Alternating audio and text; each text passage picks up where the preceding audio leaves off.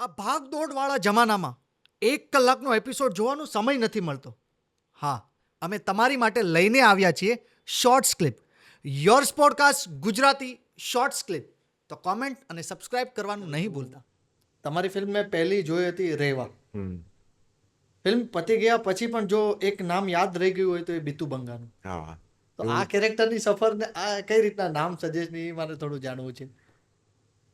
બિત્તુ બંગા, તમારી વાત સાચી છે અને મને બહુ સરપ્રાઇઝિંગ લાગે છે કારણ કે જ્યાં આટલી મોટી કાસ્ટ હોય હા, એમાં પણ ઓફકોર્સ એ કોઈ લીડિંગ કે ઇવન એવું પણ એ કેરેક્ટર નથી કે જે સતત જેની આસપાસમાં વાર્તા ચાલતી રેર હોય. સમયમાં ખાલી આવે છે. સેન્ટ્રલ કેરેક્ટર કંઈક જુદું છે, એની આસપાસમાં જે વાર્તા છે એની અંદરનું એક આ કેરેક્ટર છે.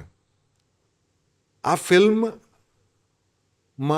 આ પાર્ટ કરવો છે એ હા પાડવા પાછળનું એકમાત્ર કારણ એ હતું કે આ નવલકથા ધ્રુવ ભટ્ટની લખેલી છે અને ધ્રુવ દાદાના એક કામ સાથે હું ઓલરેડી સંકળાયેલો હતો, અકુપાર નામનું જે એમની નવલકથા છે એની પરથી નાટક થયું અને એનો પાર્ટ હું રહેલો. અને ચેતન ધાનાની બહુ જ સારો મિત્ર છે, થિયેટરના કારણે પણ અમે લોકો ઘણા સારા મિત્રો અને એમ પણ.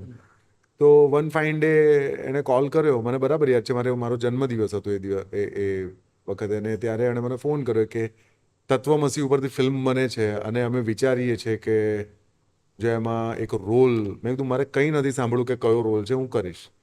અને માત્ર એક જ કારણ હતું કે ઇટ વોઝ ધ્રુવ ભટ્ટ્સ નોવેલ અને બીજું ચેતન પોતે એક સેન્સિબલ આર્ટિસ્ટ છે. હું ખાલી એક્ટર નહીં કહું, is a very sensible artist. એને સમજ છે સ્ક્રિપ્ટની, સાહિત્યની. એટલે એ પણ હતું કે જ્યારે ચેતન પાસેથી આ પ્રકારનો ફોન આવતો હોય ત્યારે બહુ પ્રશ્નો આપણને થાય નહીં, એટલે મેં ઇમિડિયેટલી હા પાડી દીધી. અને પછી અમે લોકોએ ડિસ્કસ કર્યું કે બિત્તુ બંગા નામનું આ કેરેક્ટર છે, આ કરવાનું છે, કરીશું, જે બી હશે મજા આવશે. એક પાસિંગ પણ થશે ને તો પણ વાંધો નથી. ઓહ વાહ, મજા આવી હતી તમને? ખૂબ મજા. અલગ પ્રોસેસમાં, ખૂબ લિમિટેડ રિસોર્સિસની અંદર અમારે કામ કરવાનું હતું, એટલે બહુ મજાથી ફિલ્મ કરીશું.